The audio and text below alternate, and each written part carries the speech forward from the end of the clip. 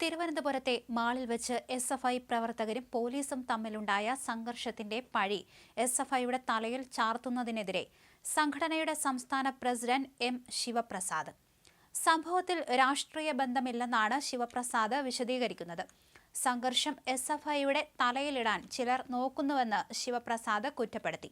നടന്നത് വ്യക്തിപരമായ സംഘർഷമാണെന്നും ഒരു പോലീസുകാരനെയും തല്ലാൻ എസ്എഫ്ഐ ആഹ്വാനം ചെയ്തിട്ടില്ലെന്നും ശിവപ്രസാദ് ഫേസ്ബുക്കിൽ പങ്കുവച്ച കുറിപ്പിൽ പറഞ്ഞു. ഒരു സംഘർഷത്തെയും എസ്എഫ്ഐ അനുകൂലിക്കുന്നില്ല. എസ്എഫ്ഐയുടെ തലയിൽ ഇടാൻ ചിലർ നോക്കുന്നു.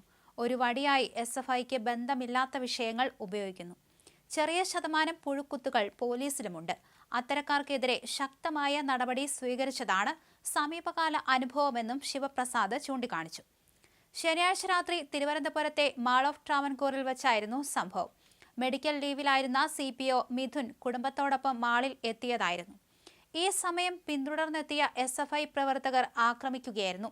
സംഭവത്തിന്റെ ദൃശ്യങ്ങൾ സോഷ്യൽ മീഡിയയിൽ വ്യാപകമായി പ്രചരിക്കുന്നുണ്ട്. ശിവപ്രസാദിന്റെ ഫേസ്ബുക്ക് പോസ്റ്റിന്റെ പൂർണ്ണരൂപം ഇങ്ങനെയാണ്. കഥ തുടരുന്നു.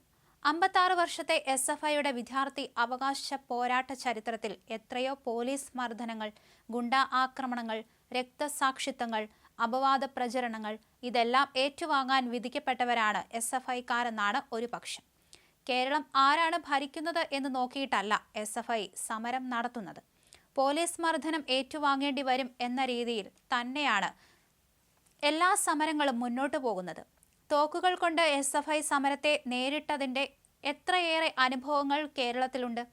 സമര സഖാക്കൾക്ക് നേരെയുള്ള പോലീസ് വെടിവെപ്പിൽ കൂത്തുപറമ്പിൽ രക്തസാക്ഷിയായ സഖാവ് KV റോഷൻ വിദ്യാർത്ഥിയായിരുന്നില്ല. ഗ്രനേഡും ടിയർ ഗ്യാസും എസ്എഫ്ഐ സമരത്തിന് നേരെ പോലീസ് പ്രയോഗിക്കുന്നത് UDF ഭരണത്തിൽ ഒരു സ്ഥിരം സംഭവമായിരുന്നില്ല.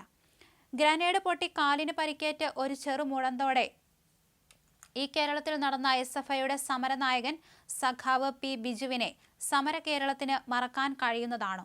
തലനോക്കി തല്ലാൻ പാഞ്ഞെടുക്കുന്ന പോലീസിന് മുന്നിൽ നിരായുധരായി നിന്ന് മുദ്രാവാക്യം വിളിക്കുന്ന എസ്എഫ്ഐക്കാരുടെ ചിത്രം ചാനൽ ലൈബ്രറികളിൽ ഒരുപാടുണ്ടാകും. തല്ലുകൊണ്ട് തലയും എല്ലും പൊട്ടി ചോരയിൽ കുളിച്ച എത്രയോ എസ്എഫ്ഐക്കാരെ സമരമുഖങ്ങളിൽ നാം കണ്ടതാണ്. അടിയന്തരാവസ്ഥ കാലത്ത് മർദ്ദനമേറ്റവർ മുതൽ പോലീസ് മർദ്ദനം ഏൽക്കേണ്ടി വന്ന ലക്ഷക്കണക്കിന് എസ്എഫ്ഐ സഖാക്കളുടേത് കൂടിയാണ് ഈ 56 വർഷത്തെ എസ്എഫ്ഐ ചരിത്രം. ഈ അക്രമങ്ങൾക്ക് നേതൃത്വം നൽകിയ ഒരു പോലീസ് ഏമാനെയും തിരിച്ച് ആക്രമിക്കാൻ എസ്എഫ്ഐ പോയിട്ടില്ല. ഒരു പോലീസ് ഉദ്യോഗസ്ഥന്റെയും വീട് തേടിയും എസ്എഫ്ഐ പോയിട്ടില്ല. അത് എസ്എഫ്ഐയുടെ നയമല്ല. എസ്എഫ്ഐയുടെ ജനാധിപത്യത്തിന് സൗന്ദര്യം പോരാ എന്ന് വിമർശിക്കുന്ന വലത് ബുദ്ധിജീവികളെയും മാധ്യമങ്ങളെയും നാം സ്ഥിരം കാണുന്നതാണ്. എന്നാൽ അവർ കാണാത്ത, കണ്ടിട്ടും കണ്ടില്ലെന്ന് നടിക്കുന്ന ഒരു വസ്തുതയുണ്ട്. 35 വിദ്യാർത്ഥികൾ അവർ SFI ആയി എന്ന ഒറ്റ കാരണത്തിൽ കേരളത്തിലെ കലാലയങ്ങളിൽ KSU, MSF, ABVP, RSS, NDF Campus Front തുടങ്ങിയ വലതുപക്ഷ വർഗീയ ശക്തികളുടെ കൊലക്കത്തിക്ക് ഇരയായി രക്തസാക്ഷികളായിട്ടും SFI എന്ന വിദ്യാർത്ഥി പ്രസ്ഥാനത്തിന്റെ കൈകൊണ്ട് കേരളത്തിലെ ഒരു അന്യവർഗ രാഷ്ട്രീയ പ്രസ്ഥാനത്തിലെ വിദ്യാർത്ഥിയും കൊല ചെയ്യപ്പെട്ടിട്ടില്ല എന്നതാണ് SFI ഉയർത്തുന്ന ജനാധിപത്യ ബോധത്തെ മഹത്തരമാക്കുന്നത്.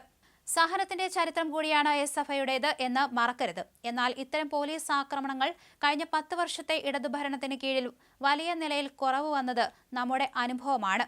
ജനകീയ സമരങ്ങൾക്ക് നേരെയുള്ള പോലീസ് മർദ്ദനം ഇടതുനയമല്ല എന്ന് വ്യക്തമാക്കിയ ഒരു ഗവൺമെന്റാണ് കേരളം ഭരിക്കുന്നത്. സർവ്വമേഖലയിലും എന്നതുപോലെ ചെറിയ ശതമാനം പുഴുക്കുത്തുകൾ പോലീസിലുമുണ്ട്. അത്തരക്കാർക്കെതിരെ ശക്തമായ നടപടി സ്വീകരിച്ചതാണ് സമീപകാല കേരളത്തിലെ നമ്മുടെ അനുഭവം. ഭരണകൂടത്തിന്റെ മർദ്ദനോപാധിയായ പോലീസിനോടല്ല ഞങ്ങളുടെ സമരം, ഭരണകൂടങ്ങളോടും അവയുടെ തെറ്റായ നയങ്ങളോടുമാണ്. വ്യക്തിപരമായ കാരണത്താൽ ഉണ്ടായ ഒരു സംഘർഷത്തെ എങ്ങനെ SFIയുടെ തലയിൽ ഇടാം എന്നാണ് ചില ആളുകൾ നോക്കുന്നത്. ഒരു സംഘർഷത്തെയും SFI അനുകൂലിക്കുന്നില്ല. ഒരു പോലീസുകാരനെയും തല്ലാൻ SFI ആഹ്വാനം ചെയ്തിട്ടില്ല. എന്നാൽ SFIയെ ആക്രമിക്കാനുള്ള ഒരു വടിയായി SFIക്ക് ബന്ധമില്ലാത്ത ഇത്തരം വിഷയങ്ങൾ ഉപയോഗിക്കുന്നതിനെ പുച്ഛത്തോടെ തള്ളിക്കളയുന്നു. മർദ്ദനങ്ങളെക്കാൾ ക്രൂരമായ മാധ്യമ വിചാരണത്തിലൂടെ ഈ വിദ്യാർത്ഥി പ്രസ്ഥാനത്തെ തകർക്കാൻ ഈ കാലം അത്രയും നോക്കിയിട്ടും അതിന് കഴിയാത്തതിന്റെ വൈരാഗ്യം ഞങ്ങളോട് മാധ്യമങ്ങൾക്കുണ്ടാവുന്നത് സ്വാഭാവികമാണ്. ആ ചോരക്കൊതിയാണ് നിങ്ങളെ കൊണ്ട് ഇത്തരം വാർത്തകൾ SFIക്കെതിരെ പടച്ചു പിടിപ്പിക്കുന്നത്. സ്നേഹത്തോടെ പറയട്ടെ, നിങ്ങളിത് തുടരുക. ഇന്ന് ചില ചാനലുകൾ പ്രൈം ടൈമിൽ ഇത് ചർച്ച ചെയ്യുന്നുണ്ടത്രേ. ബഷീർക്ക പറഞ്ഞത് ഓർക്കുന്നു. ചൊറിയുന്നിടത്ത് മാന്തുന്നിടത്തോളം സുഖമുള്ള മറ്റൊന്നും ഇല്ല. നന്നായി ചൊറിയുക. കുറിപ്പ് ഇങ്ങനെ അവസാനിക്കുന്നു.